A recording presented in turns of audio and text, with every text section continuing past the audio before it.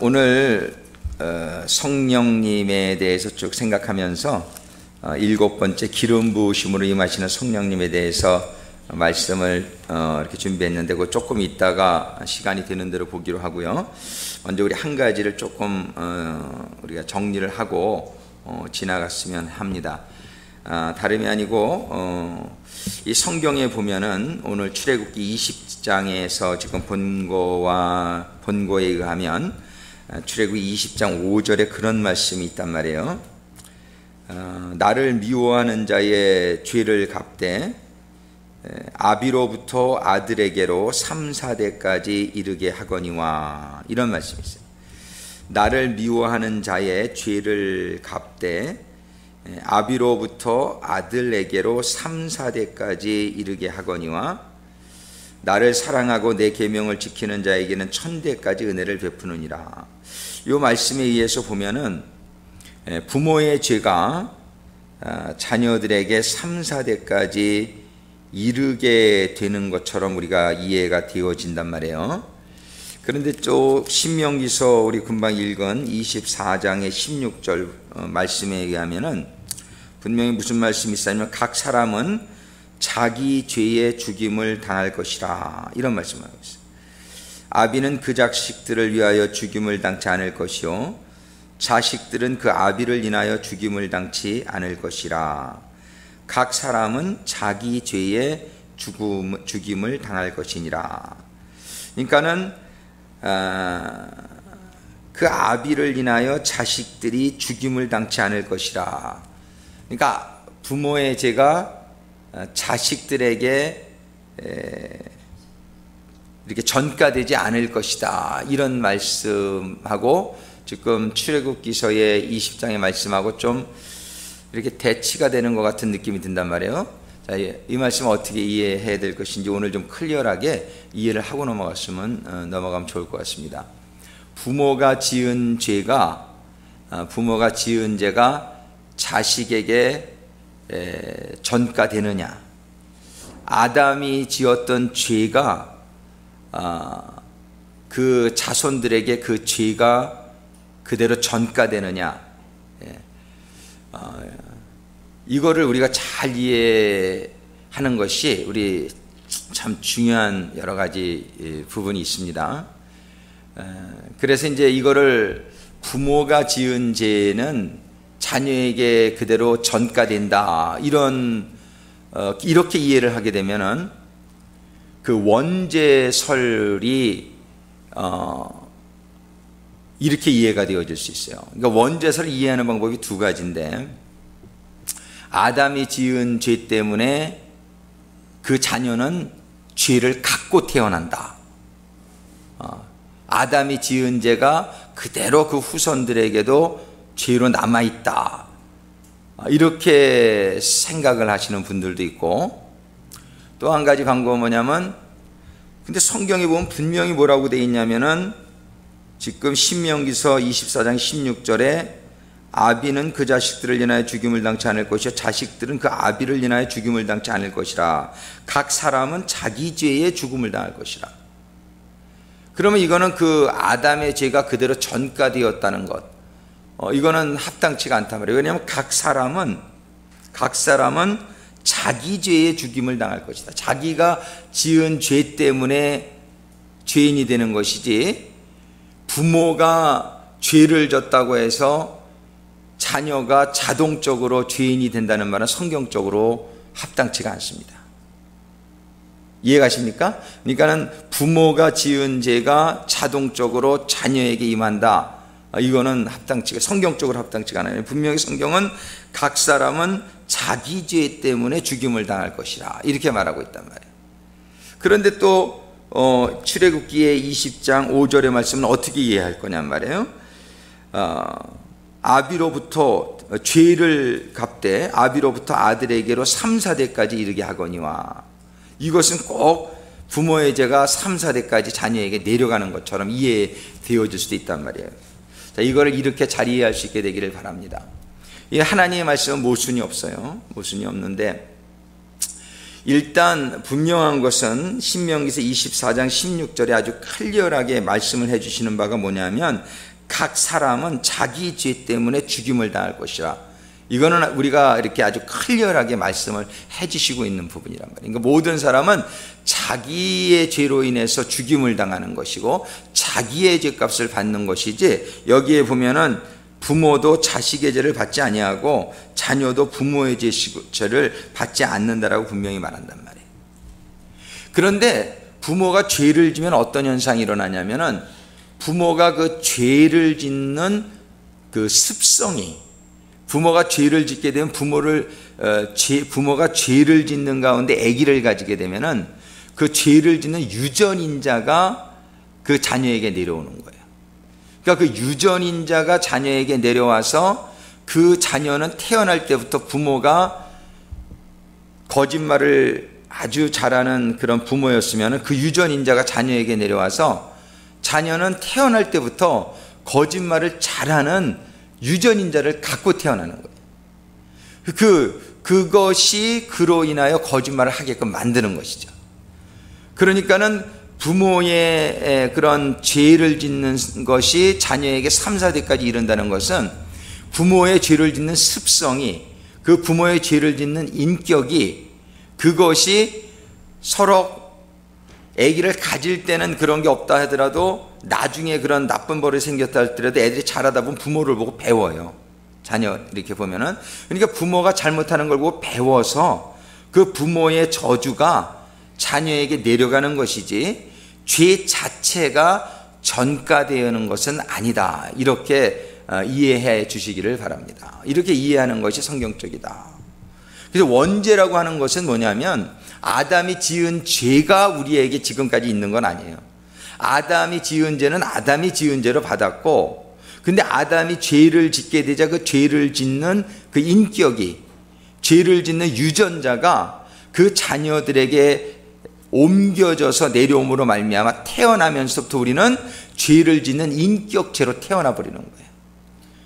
그러니까는 우리는 정말 그 인격 때문에, 죄를 짓는 유전자 때문에 우리는 죄를 짓게 되는 그러한 결과를 낳게 된단 말이에요. 그래서 요거를 우리가 좀 클리어할 수 있게 되기를 바랍니다. 그래서 예를 들어서 자녀들이 뭐 이렇게 좀 잘못될 경우에 아유 내 죄 때문에 제가 저렇게 되나 보다, 그것은 아니에요. 그것은 아니고 내가 좀 잘 이렇게 죄를 짓는 습성이 저놈에게도 그대로 내려가 가지고 저놈도 저렇게 죄를 짓는구나. 그러니까 자기가 그 죄를 짓는 인격을 물려준 거를 미안해해야지 내 죄가 그 자녀에게 전가되었다라고 생각하지는 않으시게 되기를 바랍니다. 예. 그래서 이 말씀을 우리가 잘 이해해서 그래서 원죄라고 하는 개념도 이렇게 해석을 하면은, 예를 들어서 어떤 분은 이 칼빈주의나 이런 데에 좀 많이 영향을 받은 분들은 이렇게 가르치는 경우도 많이 있어요. 갓난장이가 태어나서 죽으면은 지옥 가느냐 천국 가느냐 이런 거를 물어보는 경우가 있어요. 그런데 원죄가 그대로 전가되어진다라고 믿는 사람들은 갓난쟁이도 지옥 간다라고 얘기를 한다고요. 갓난쟁이도 죄 지었지도 않았는데도 태어나자마자 죽었다, 예를 들어서 그렇게 되면. 근데 어떤 사람들은 부모의 죄는 자녀에게 전가된다라고 믿는 그런 신학을 가지고 있는 사람들은 갓난쟁이도 죽으면 지옥 간다, 이렇게 얘기를 한다고요. 그런데 예수님은 뭐라고 말씀하셨냐면요, 어린아이와 같지 아니하면 천국을 갈 자가 없다. 이 어린아이는 예수님께서 천국 가는 것으로 말씀하셨단 말이에요, 예수님께서. 그러니까는 신학을 우리가 잘해야 된다. 그래서 우리가 신학을 잘해야 되는데, 갓난쟁이가 죽으면 천국 갑니다. 갓난쟁이는 죽으면 천국 갑니다. 자기 의지로 죄를 짓기 전에는 죄를 짓는 인격을 비록 그 아이가 갖고 태어났다 할지라도 부모의 죄를 자기가 전가받지 않기 때문에 자기는 아직 죄를 짓지 않았어요. 그렇기 때문에 이 아이는 갓난쟁이가 죽으면 천국 갑니다. 예수님께서도 분명히 어린아이와 같은 그런 심령, 그런 어린아이는 그런 천국을 갈 만한 심령으로 그렇게 말씀하셨듯이, 그래서 이거를 제가 좀 클리어하게 이렇게 잘 이해시켜 드리지 못하고는 혼돈 오게끔 말씀하신 게 제가 마음에 좀 걸려서 오늘 예배를 찬양을 드리는데 그냥 이렇게 마음에 걸려서 여러분들께 이 말씀을 한번 나눕니다. 그래서 여러분들이 그거를 잘 그대로 이해하시고 그래서 부모님들이 참 여기 출애굽기처럼 나를 사랑하고 계명을 지키는 자에게는 천대까지 은혜를 베푸느니라. 이 부모님이 하나님의 말씀을 사랑하고 계명을 지키는 자가 되는 것은 참 중요한 것이, 그것이 나의 축복으로 끝나는 것이 아니라 내가 하나님을 사랑하고 하나님의 계명을 지키는 유전자가 우리 자녀들에게 그냥 전해진다는 거예요. 그래서 이 자녀들에게 축복의 근원이 된다는 것이. 근데 내가 그렇게 하나님을 사랑하지 아니하고 하나님의 계명을 잘 지키지 아니하면서 자녀들이 그거를 잘 지키기를 기대하는 것은, 이거는 참 어려운 일이란 말이에요. 물론 자녀가 부모가 잘 안 믿어서도 자녀가 믿게 되는 경우가 있지만은 부모가 잘 믿게 되었을 때 좋은 인격을, 좋은 유전자를 자녀들에게 물려줬을 경우에 그 자녀들은 태어나면서부터 성격이 온순하고 순종적이고 하나님을 사랑하고 하나님의 계명을 지키는 그런 유전자로 인해서 아이들이 그렇게 축복받는 자녀들로 자라게 된다는 것이에요. 그래서 우리가 이거를 잘 이해하시고, 우리는 정말 자녀들이 축복을 받기를 원하신다면 여러분들이 삶 가운데서 그런 좋은 모범을 보여주는 것이 참 중요하다고 하는 것은, 그런 유전자를 전해주는 것이고, 그러한 인격을 자녀들이 보고 배우면서 그 삶 속에서 이런 선한 영향력이 자녀들에게 끼쳐져서 자녀들이 축복받게 된다는 것이에요. 그래서 우리가 정말 밖에 나와서는 우리가 좀 거룩하게 보이고 집에 가서는 좀 애들 보는 앞에서는 막하고 이러는 경우가 있단 말이에요. 이럴 경우에 아이들의 그 인격에 아주 안 좋은 그런 이중적인 영향력이 이렇게 끼쳐지고, 그런 불순종하는 그런 모습들이 자녀들에게 그것이 아주 큰 나중에 그런 정말 해를 입게 되는 그런 결과를 준다는 것을 우리가 이해할 수 있게 되기를 바랍니다. 그래서 요거를 우리가 클리어하게 어떻게 이해가 잘 되셨습니까? 그래서 우리가 이제 지은 죄가 있다고 해서 그 죄 자체가 그 죄값이 정가되는 것은 아니다. 그것 때문에 우리가 이렇게 죄의식을 갖거나 guilty feeling 그런 것을 가지실 필요는 없다. 우리들이 그런 하나님이 근데 그런 인격 자체를 우리는 조심해야 된다. 하나님의 말씀을 여러분들이 혹시라도 또 좀 이렇게 좀 이해가 좀 잘 안 되는 게 있다든지 조금 그런 부분이 있으면은 언제든지 또 한번 저한테 카톡을 주시거나 이래가지고 우리가 좀 분명히 알고 또 분명히 믿는 가운데에 우리가 정말 하나님의 말씀을 잘 이해하고 그래서 그 하나님의 말씀을 잘 이해하고 믿고 순종하는 가운데에 정말 하나님께서 약속하신 그 순종의 축복이 우리 모든 성도님들과 우리 교회에 충만히 임하게 되기를 간절히 소망합니다. 분명한 것은 하나님의 말씀을 잘 깨닫고 하나님의 말씀을 그래서 잘 순종할 때에는 이 세상에서 최고의 축복을 받으며 하나님이 약속하신 너희는 그의 나라와 그의 의를 구하라. 그리하면 우리들의 필요한 모든 것을 하나님이 채워주시리라. 이건 아주 조금도 틀림이 없단 말이에요. 그러니까는 여러분들이 이런 말씀을 꼭 붙들으시고 하나님의 나라와 하나님의 의, 이것이 무엇인가? 나에게 있어서 그 하나님의 나라와 하나님의 의가 무엇인가?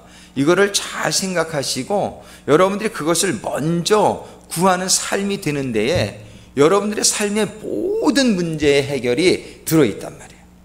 제가 우리 저녁 기도를 시작하는 첫날 저녁에 그 말씀을 마태복음 6장 33절의 말씀을 나누면서 여러분들이 기도할 때에 정말 먼저 구할 것은 하나님의 나라와 하나님의 의가 여러분들에게 임하게 되기를, 그것을 여러분들이 구하게 되기를 바랍니다. 그런 말씀을 제가 첫날 이렇게 전해드리고 그렇게 말씀을 나눴는데, 여러분들이 정말 그 하나님의 말씀을 철저하게 믿는 그러한 생활의 자세가 갖춰지게 되기를 바랍니다. 정말 우리들에게 여러 가지 다른 기도의 제목들이 있지만 그 기도의 제목에 내가 지금 필요한 것에 너무나 우리가 이렇게 포제스가 돼가지고 그것 때문에 그거를 막 이렇게 구하게다 보면은 하나님의 나라와 하나님의 의는 저 뒷전으로 가버리는 경우가 많아요. 그렇게 되면 어떤 현상이 일어나냐면은 이게 하나님의 법칙에 맞지를 않아요. 그리고 이게 그것이 굉장히 이기적인 그런 어떤 삶의 그런 자세로 그 사람의 삶을 인도하기 때문에 하나님이 결코 그런 것을 축복해 주시지 못합니다.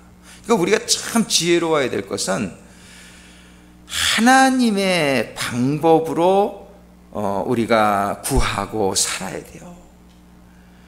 뭐 구하라 주신다, 뭐 어저께인가 그저께도 우리 오메사가 저녁 기도했다 보니까 강청하면 주신다 그래가지고 막 강청하는 기도를 하라. 근데 제 마음속에 강청해도 잘 구해야지. 예.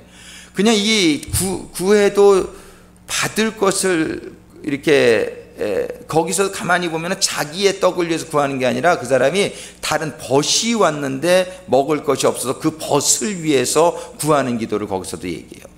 그러니까 우리가 강청할 때 이런 어떤 이기적인 기도 막 이렇게 막 이렇게 자기중심적인 기도 이런 것은요, 여러분들이 아무리 구해봐요, 여러분이 아무리 구해봐도 그런 것은 되지 않는 경우를 여러분들이 많이 경험하게 될 것입니다. 그것은 왜냐하면 하나님 원리에 맞지를 않아요. 하나님은 그의 나라와 그의 의를 먼저 구하라고 했기 때문에, 그러면은 우리에게 필요한 모든 것을 주신다고 했기 때문에 우리들이 구하는 방법을 잘 알아야 된단 말이에요. 그래서 우리는 먼저 구할 것이 하나님, 하나님의 영광, 하나님의 의, 하나님의 나라, 그리고 이웃의 필요, 이웃을 사랑하는 것, 이런 것들을 먼저 다 우리가 구하면 그게 하나님의 나라요 하나님의 의인데, 그것을 먼저 구하게 되면은 그 다음에 우리의 필요한 것은 구하지 않아도 이미 하나님께서 다 알고 계세요. 우리가 뭘 필요한지를 몰라서 하나님이 안 주시는 게 아니에요. 받을 만한 자격이, 받을 만한 그릇이 준비되어 있지 않기 때문에 그것을 받지 못한다는 사실을 여러분들이 분명히 깨달으시게 되기를 바랍니다. 하나님은 조금도 능력에 있어서 부족하신 분이 아니고, 하나님은 조금도 지혜에 있어서 부족하신 분이 아니란 말이에요. 그런데 내가 필요한 것을 하나님이 왜 안 주시냔 말이에요. 왜 안 주시냔 말이에요. 그 이유를 알아야죠. 하나님이 내가 정말 이 간구하고 필요한 것을 못 주시는 이유가 있어요. 이유가 있어요. 하나님이 그런 이유를 우리가 먼저 깨닫고, 그리고 이걸 깨닫는 가운데 하나님의 나라와 하나님의 의를 먼저 구해보세요. 정말 이 하나님의 말씀은 너무너무 진리란 말이에요. 하나님은 말씀대로 사는 자에게는요, 하나님이 아주 전폭적으로 책임져 주십니다. 이 비결을 여러분들이 근데 머리로는 깨닫는데 세상 삶 속에서 이것이 안 이루어져요.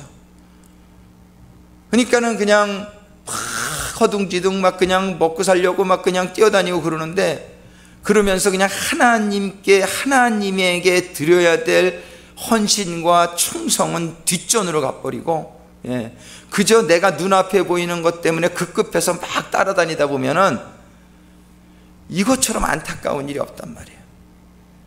우리들이 지혜롭게 하나님의 말씀을 잘 깨달을 수 있게 되기를 바랍니다. 하나님의 말씀을 잘 깨달아야 돼요. 하나님의 이 말씀을 우리가 잘 깨닫고 그 하나님의 말씀 방법대로 나의 삶을 거기에 아주 따라가게 만들어야 돼요. 이게 믿음이라고 하는 것이 절대로 지식이나 그런 마음으로 믿는 것으로 믿음이 아니에요. 믿음은 나의 삶을 그 믿는 대로 삶이 움직여져서 실천이 되어져야 돼요. 그래서 여기에 하나님의 필요가 있고 여기에 내 눈앞에 보이는 나의 필요가 있을 때에 여러분들이 어떤 선택을 내려야 되겠어요? 하나님의 필요에 내가 먼저 헌신하는 거예요. 이거는 하나님이 책임져 주실 줄로 믿습니다. 이렇게 하면서 하나님의 필요에 내가 먼저 헌신을 하게 될 때에 하나님은 너무너무 계산이 정확하시고 하나님은 하나님의 주신 말씀에 단 한치도 오차가 없기 때문에 만약에 여러분이 하나님의 필요를 먼저 채웠는데도 내게 이상이 생겼다, 그럼 여러분들 하나님한테 따질 수 있어요. 하나님 분명히 말씀에 하나님의 의와 하나님의 나라를 먼저 구하면 제가 필요한 것을 채워주신다고 말씀하셨는데 어찌 된 건 여러분들 따질 수 있어요. 하나님 꼼짝 못합니다. 만약에 그런 일은 절대 없지만은 만약에라도 여러분들이 하나님의 말씀에 의거해서 여러분들이 하나님의 필요, 하나님의 의를 먼저 구했는데 내가 필요한 것을 하나님이 주시지 않았다고 한다면 그거는 여러분들이 뭐 절대적으로 따질 수 있어요. 절대적으로 하나님의 말씀을 절대 어기지 않습니다. 그래서 이 하나님의 말씀, 이거를 여러분들이 생명으로 여기고 이 말씀을 하나하나 나의 삶 속에서 적용시킬 수 있게 되기를 참 바란단 말이에요. 내 마음에 기쁨이 없어. 이상하게 하나님은 항상 기뻐하라 이렇게 말씀하셨는데 내 마음은 자꾸 우울해져. 이상하게 기쁨이 없어. 그러면 어떻게 해야 될까요? 하나님이 말씀하실 때 항상 기뻐하라 이렇게 말씀하셨단 말이에요. 그러면은 항상 기뻐하라는 그냥 말씀에 여러분들이 순종해 버리기로 결단을 하세요. 내가 그냥 그 말씀이 명령이잖아요. 그냥 그 말씀의 명령에 순종을 하게 되면 아주 이거는 참 이렇게 단순한 얘기인데 그 기뻐하는 마음이 따라온다는 것이에요. 그러니까는 나는 기뻐하는 마음이 없고 우울한 마음이 있을 때 그 감정에 내가 그냥 이끌려가기 시작하면 그냥 마음이 우울해지고 마음이 점점 그 감정에 그냥 휩쓸려 버린단 말이에요. 근데 여러분들이 감정에 따라 살질 마시고 여러분들이 하나님의 말씀을 붙들고 살게 되기를 바랍니다. 그 하나님의 말씀을 붙들고 내가 절대적으로 내 우울한 감정을 내가 인정하지 않겠다. 근데 세상은 그렇게 얘기하잖아요. 왜? 그거는 그렇게 되면 아주 큰일 난다 그래. 세상은 자기 감정에 솔직해라. 세상은 이렇게 가르친다고요. 슬픈 감정이 있으면 울어. 그래야 당신이 풀려지는 거야. 염려되고 걱정되면 염려되고 걱정해. 세상은 이렇게 가르쳐요. 세상의 학문은 전부 심리학은 그렇게 가르칩니다. 그거는 정반대예요. 하나님 말씀하고. 하나님 뭐라고 말씀하세요? 너희들이 염려되는 마음이 있느냐? 염려하지 말아라. 염려하는 것은 너희들에게 전혀 도움이 안 된다. 성경은 분명히 뭐라고 말씀하시냔 말이에요. 염려하지 말아라. 걱정하지 말아라. 하나님을 믿고 하나님을 그저 단지 기도해라. 이 성경의 말씀은 그렇게 가르치는데 세상은 그렇게 안 가르쳐요. 슬픈 마음 들면 슬퍼해라. 우울한 마음 들면 우울해해라. Be honest with your feeling. 네 마음에 솔직해져라. 그것이 아주 좋은 거다. 이렇게 가르쳐요. 그러니까 이 세상은 점점 자살이 그냥 많아지는 거예요. 전부 죽음으로 인도하는 거예요. 이 세상적으로 감정의 인도에서 막 이렇게 살다 보면은 그냥 업앤다운이 심하고 삶에 그냥 막 기준이 없어지고 그러다가 감정에 휩쓸려서 어느 날 콱 죽어버리고 싶은 마음이 들면은 그냥 약사 먹고 콱 죽어버리는 거예요. 그냥 감정에 솔직하는 거예요. 그냥 감정에. 이런 죽어버리는 거예요. 우리는 절대 그런 일이 없게 되기를 주님의 이름으로 축원합니다. 우리는 하나님의 말씀이 나를 움직이는 삶이 되어야 돼요. 하나님의 말씀이 나를 인도하고 나를 붙드는 그런 삶이 되어지게 될 때에 하나님의 말씀의 결국인 하나님이 주시는 생명과 평안과 그 말씀의 축복들이 우리들에게 임하게 될 줄로 믿으시기 바랍니다. 이것을 우리들의 삶 가운데에 참 적용해야 돼요. 우리 그 아들이 오늘 기도 제목에 카톡에 올라갔지만 그 아기가 생겼는데 얼마 전에 검사를 해보니까 무슨 신드롬이야. 이름도 어려워서 잘 모르겠는데 아기가 정상적으로 태어나서 살 확률이 뭐 한 10%도 안 되는 이제 뭐 그런 저거고 태어난다 할지라도 8살 정도 이상은 이렇게 살 확률이 없는 그런 신드롬이 이 아기한테 있다는 거예요. 의사가 이렇게 보니까. 그러고서는 그러니까는 얼마나 사실 처음엔 충격이에요. 그죠? 참 충격이 돼요. 그렇죠. 근데 하나님께서는 말씀에 뭐라고 하셨냔 말이에요. 말씀에. 말씀은 모든 일에 감사하라고 되어 있잖아요. 예, 그래서 우리는 조금도 이거 흔들릴 적이 없는 거예요. 이 고민할 이유가 없는 거예요. 하나님은 모든 일에 감사하라 그러기 때문에 할렐루야. 이게 어떻게 감사의 조건이 될지는 모르지만은 이거는 감사의 조건인 것을 믿는 거예요, 우리가. 왜? 하나님은 참새 한 마리도 하나님의 그런 섭리가 없이는 떨어지지 않는데 어찌 한 사람의 생명이 달려있는 일을 하나님 우연히 이런 일들을 이렇게 일어날 수 있게 하겠느냔 말이에요. 예.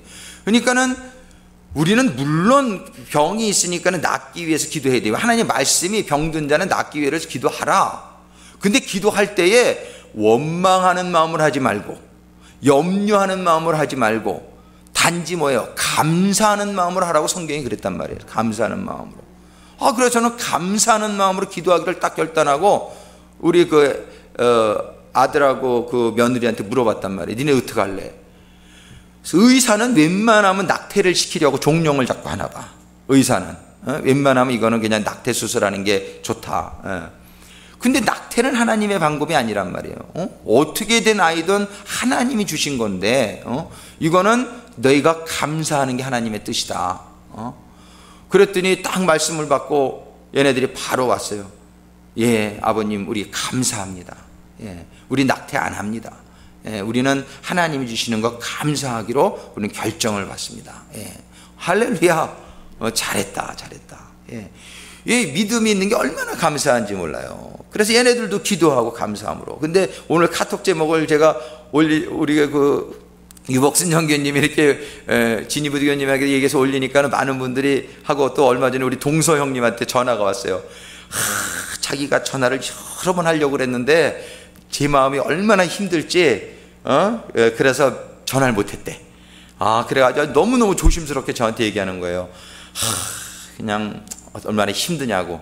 그래서 형님 전화한 거 참 감사한데 힘들지가 않다고. 이게 힘들지가 않다고. 그래서 참 사실 제가 감사하고 정말 이렇게 믿음으로 이렇게 참 하니까 내가 참 마음이 얼마나 좋은지 모르겠다고. 애들도 그렇게 참 감사하게 기도하면서 그렇게 기다리고 있으니까 형님 이것 때문에 괜히 우리들이 염려할까봐 그냥 이렇게 사랑하는 마음에 또 잘못 말했다가 또 이렇게 우리의 상처를 줄까봐 그냥 말을 돌려가면서 그냥 이렇게 조심스럽게 얘기를 하는데 그렇게 오히려 제가 그냥 이렇게 얘기를 해주고 그렇게 전화를 끊었는데 여러 성도님들도 이런 것 때문에 여러분들이 이렇게 너무 이렇게 안타깝게 생각하지 마시기를 바랍니다. 이거는 감사의 조건. 단지 감사한 가운데에 하나님의 기적이 나타나서 이 아이가 치료받게 주시옵소서.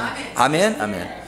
그 전에 우리 오미애 사관이 39살에 암이 걸렸단 말이에요. 옥선화대에서 우리가 이제 구세군교회 거기서 목회할 첫 교회인데, 그러니까는 막 그냥 생사가 왔다 갔다 하고 막 키모를 받으니까 머리는 다 빠지고 막 수건 쓰고 다니고 막 제대로 쓸 힘도 없어서 비틀비틀거리고 뭐 죽을지 살지 모르는 그런 이제 상황이고 주변에 암 걸려서 막 죽는 사람이 막 생기고 그 상황이 굉장히 여러 가지 그런 상황이었어요. 근데 우리 지휘자가 그랬다. 지휘자가 저보고 아니 오사관님은 제정신입니까? 저보고 그래.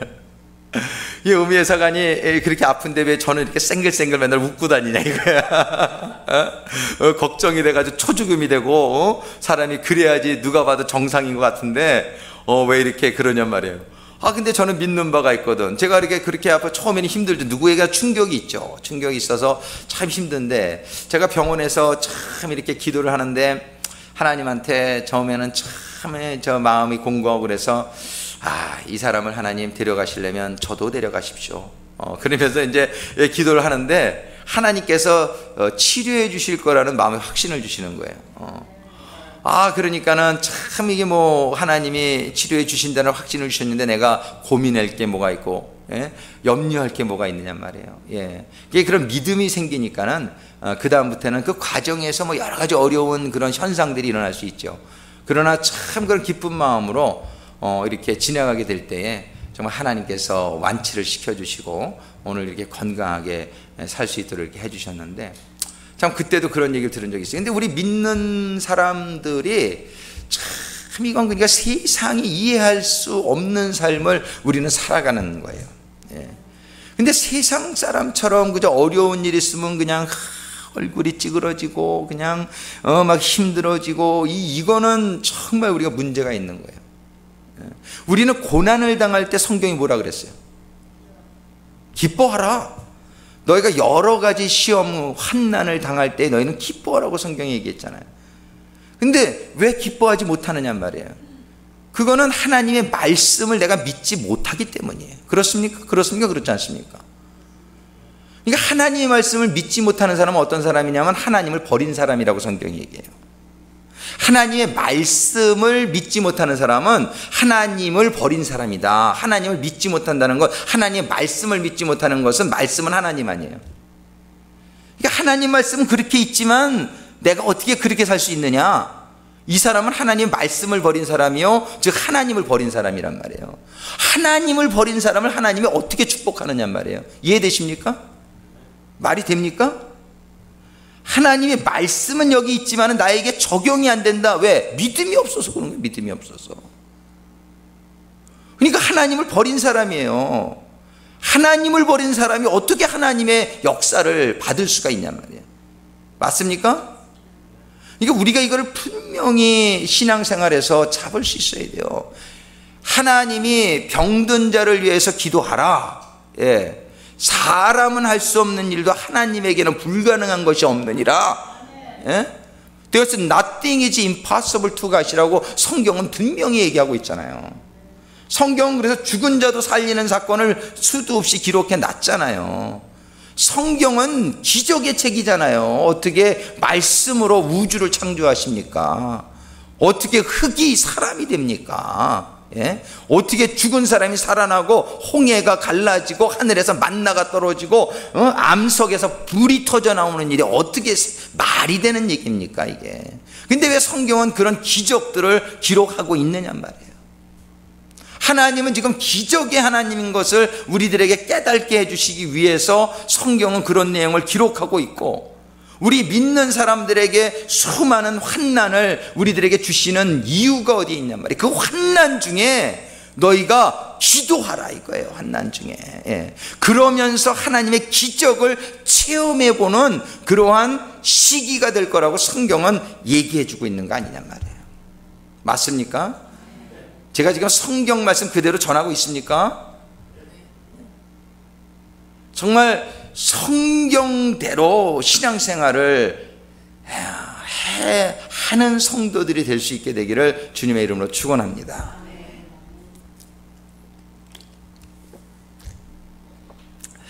성경대로 살아서 저는 기적을 저 자신도 많이 받고, 근데 많이 부족해서 제가 아주 작정을 하고 지금 신앙생활을 하는데, 저부터 모범이 되어야죠. 저부터 이렇게 삶 속에서 이런 그런 하나님의 말씀대로 사는 가운데에 맺혀지는 열매가 사람들에게 보여줘야죠. 그래야 성도님들이 정말 그렇구나. 저 먼 데 있는 사람들 얘기는 들어도 꼭 남의 얘기 같이 잘 이렇게 안 믿어진단 말이에요. 그런데 정말 이 가까운 데 있는 사관이나 또는 정교님들이나 우리 믿음의 이런 선배들 가운데서 이러한 삶들이 막 일어나게 될 수 있게 되기를 정말 간절히 소망합니다. 그런 일이 일어나게 될 줄은 믿습니다. 저는 확실히 믿습니다. 오늘 이 말씀을 받은 우리 성도님들, 여기 우리 성도님들 우리 교회 다 지도자급 다니냔 말이에요. 여러분들의 삶 가운데서 이런 일들이 일어나야지 돼요. 이런 날들이 일어나야지 여러분들에게 속해 있는 분들이 그렇구나, 신앙생활은 정말 믿음이구나, 이렇게 믿으니까 기적이 일어나는구나. 신앙생활은 전부 믿음입니다. 믿음이에요. 하나님이 왜 아브라함 시대에 아브라함을 선택하셨을까요? 하나님이 성경에 보면 아브라함 시대에 아브라함을 왜 선택하셨을까요? 이 어떤 사람들은, 저는 이 신학이 참 중요한데, 그 아브라함을 뭐 무조건적으로 그냥 하나님이 선택했기 때문에 그냥 뭐 하나님이 그냥 막 이렇게 많은 사람들이 하나 그냥 아무나 찍은 것처럼 그렇게 생각하는 사람인데 절대 그렇지가 않습니다. 절대 그렇지가 않습니다. 물론 하나님이 무조건적으로, 하나님이 전권적으로 선택했는데 무조건적으로 선택한 건 아니에요. 하나님의 전권적인 선택인데 하나님이 그 아브라함 시대의 많은 사람들 중에서 아브라함을 선택한 이유가 있어요. 많은 사람들 중에서 하나님이 다 뭐를 보십니까? 우리 마음의 중심을 보잖아요. 마음의 중심을 보는데 아브라함에게 믿음의 씨가 있는 것을 보신 거예요. 무슨 말씀인지 아십니까? 하나님은 전권적으로 선택하시지만 하나님은 무조건적으로 선택하시는 분은 절대 아닙니다. 다윗 왕의 시대에 사람들이 많았는데 다윗 왕에도 형제가 8이나 있었는데 8형제 중에 하나님은 왜 막내 다윗을 선택하게 하십니까? 예? 그 형들은 다 키도 크고 등치도 좋고 배운 것도 더 많고 그 당시에, 그런데 왜 다윗을 선택하게 하시냔 말이에요. 하나님이 그냥 어느 것을 선택할까 알아 뭐 이러다가 다윗 선택한 거예요? 안 그러신단 말이에요. 하나님은 전권적으로 선택은 하시지만 8형제 중에서, 아니 그 시대의 많은 사람들 중에서 다윗 안에 있는 믿음의 씨를 보신 거예요. 다윗이 완전한 사람은 아니었죠. 완전한 사람 없죠. 다 부족하죠. 아브라함도 몇 번 실수했죠. 그러나 아브라함의 마음에 믿음의 씨가 있는 걸 보신 거예요. 가능성을 보신 거예요. 믿음입니다. 믿음.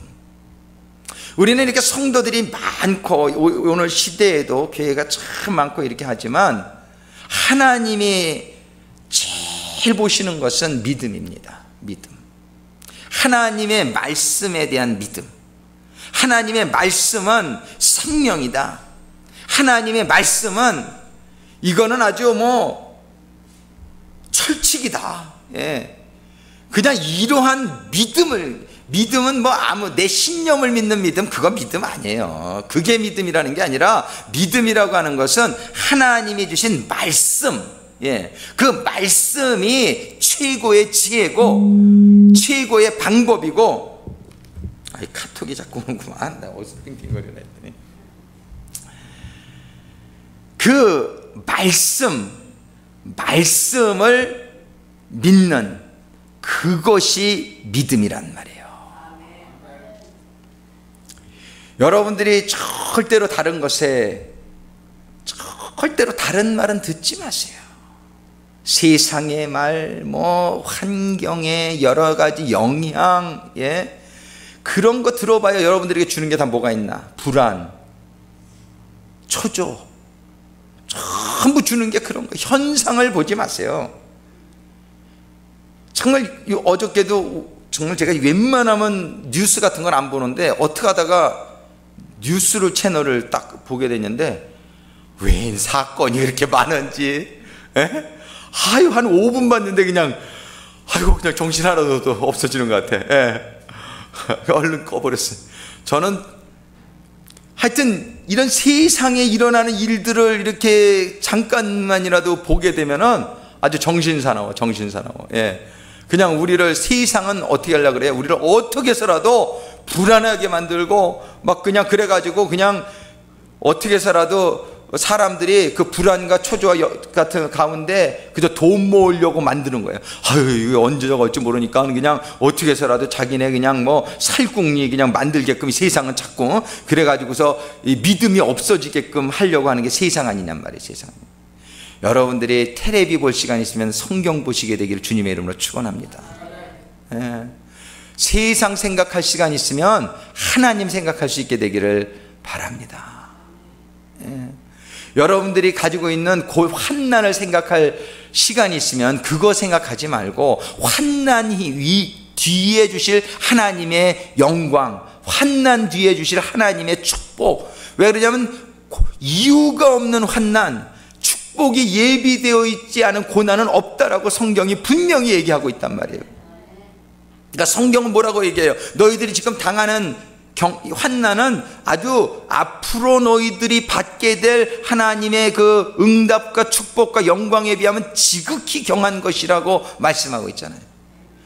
그러니까 너희들의 현실의 문제에 초점 맞추지 말라는 거예요.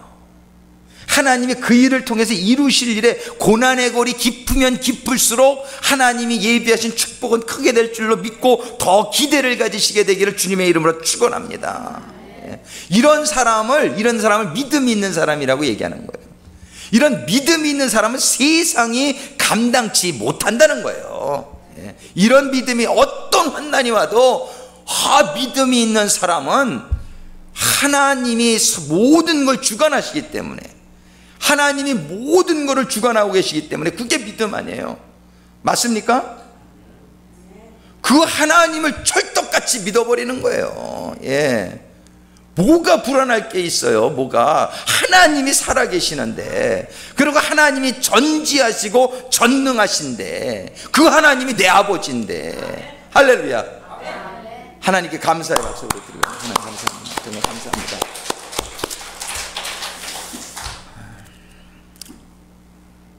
정말 이 아버지가 살아계시고, 아버지가 우리가 어떻게 살아가야 될지를 이 성경에다가 다 기록을 해놔 주셨단 말이에요. 성경에 우리가 필요한 삶의 지침들을 다 주셨단 말이에요. 여러 가지 케이스를 전부 두셨어요. 우리들이 인간사에서 일어날 수 있는 수많은 케이스들이 성경에 다 기록이 되어 있단 말이에요. 자세하게 하나님이 여기에 다 성경을 보면서, 그래서 우리가 이 성경이 주는 교훈을 잘 깨달아야 돼요.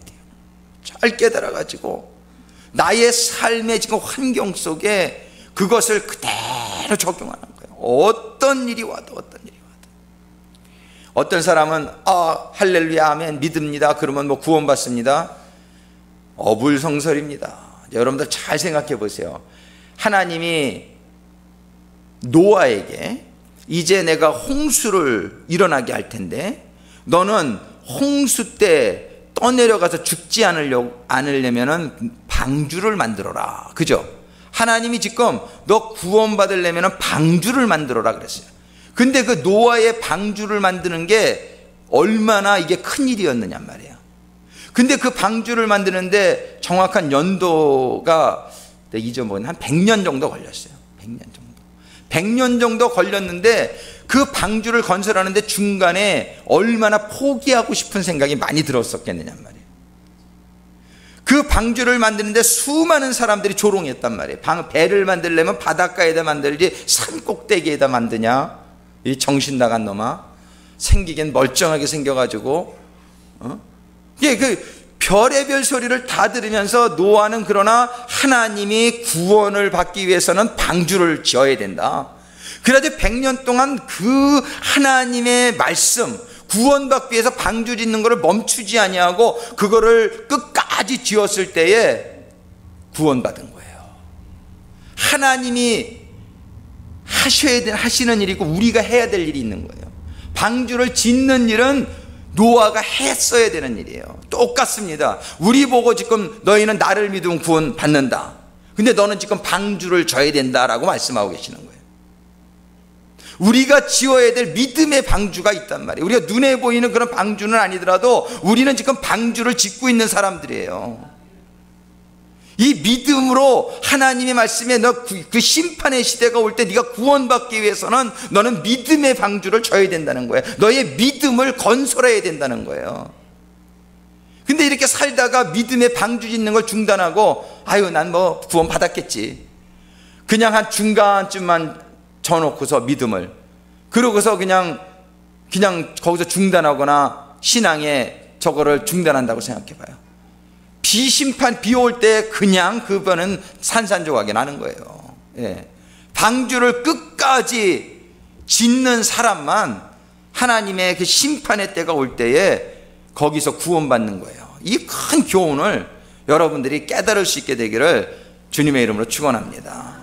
우리는 지금 다 믿음의 방주를 짓고 있는 사람이에요. 그 방주는 노아가 직접 나무를 자르고 깎고 못질을 하고 역청을 칠하고 그래서 그 믿음의 방주를 져야 됐듯이 우리도 우리가 해야 될 부분이 있는 거예요. 그것이 뭐냐면 우리의 믿음의 방주를 우리는 끊임없이 우리는 져 나가야 되는 것이 우리의 신앙생활이란 말이에요.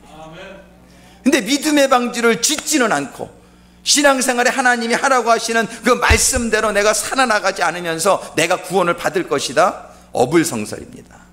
그런 구원은 없습니다. 성경은 그런 구원을 가르치지 않습니다.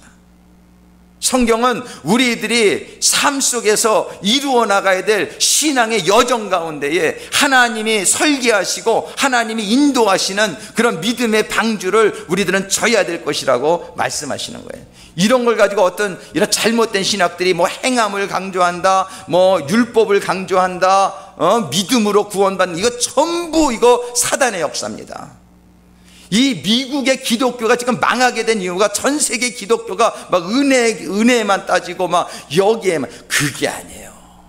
하나님은 사랑의 하나님이고 은혜의 하나님이지만 하나님은 공의의 하나님이라는 사실을 우리가 왜 기억하지 못하느냐 말이에요. 하나님은 믿음이라는 것의 기준이 하나님에게 있는 거예요. 우리들이 믿음 가지고 있다고 믿음이 아니란 말이에요.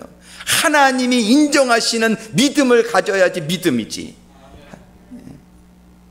너무나 안일하게 신앙생활하고 하나님 말씀을 무시하고 하나님 말씀대로 살지 않으면서 내가 하나님을 믿는 사람이다? 어불성설입니다. 내가 하나님의 말씀을 믿지 아니하고 하나님 말씀대로 살지 않으면 당신은 하나님의 말씀을 버린 사람이요, 하나님의 말씀을 포기하고 있는 사람이요, 그 사람은 하나님을 포기한 사람이란 말이에요. 우리는 이 사실을 잘 깨달아야 돼요. 하나님의 말씀은 1.1획도 변화될 수가 없고 하나님의 말씀 우리의 삶 가운데에 그대로 적용이 되어져야 돼요. 우리들이 이러한 결단을 오늘 저녁에 내릴 수 있게 되기를 주님의 이름으로 축원합니다. 하나님의 말씀만이 내 발등상의 등불이요, 하나님의 말씀이 나의 생명이요, 나의 지혜요, 우리들의 삶의 철칙이 되어야 된단 말이에요. 이것이 어려운 것 같지만 여러분들이 이런 결단을 내리고 여러분들이 이런 말씀대로 살아가고자 결단을 내리고 죽기 아니면 까무러치기, 이거는 정말 상사의 문제예요. 이런 각오를 가지고 여러분들이 믿음을 가지고 여러분들이 결단을 살아가게 되면은 하나님께서 그 믿음에 믿음을 더해 주셔서 지금은 말씀대로 사는 게 참 힘들지만 여러분들이 한번 결단을 내리고 정말 살다 보면은 이제는 죄 짓는 게 너무 힘들어지는 거예요. 절대로 죄를 안 짓게 돼요. 하나님의 말씀으로 사는 것이 얼마나 지금 죄 속에서 하나님 말씀대로 안 사는 것보다 얼마나 편하고 얼마나 정말 쉽고 얼마나 그 축복이 얼마나 그 안에 들어있겠습니까? 정말 그런 삶들이 우리 교회 지도자들의 삶 속에서 이루어지게 되길 주님의 이름으로 축원합니다. 하나님은 살아계신 것을 믿습니다. 하나님은 전지전능하신 것을 믿습니다. 하나님은 하나님의 말씀대로 살아가는 자에게 약속하신 그 축복의 순종의 축복을 하나님은 한치도 어김없이 그대로 이루어 주실 분인 줄로 믿습니다. 여러분과 저희의 신앙생활이 하나님의 말씀에 생명을 거는, 그래서 하나님의 말씀을 분명히 깨닫고 그 하나님의 말씀대로 살아가기로 결단하는 이 저녁이 되기를 바랍니다. 우리 잠깐 통성으로 기도하고 오늘 주신 말씀을 생각하면서 정말 이 하나님 말씀을 이제는 우리가 깨닫고 그리고 하나님의 말씀을 붙들고 하나님의 말씀대로 살아가는 그런 하나님의 자녀가 되게 하여 주시옵소서. 이 시간에 우리 주여 한번 크게 부르시고 우리 하나님께 진실된 마음으로 결단하는 마음으로 잠깐 기도하겠습니다. 주여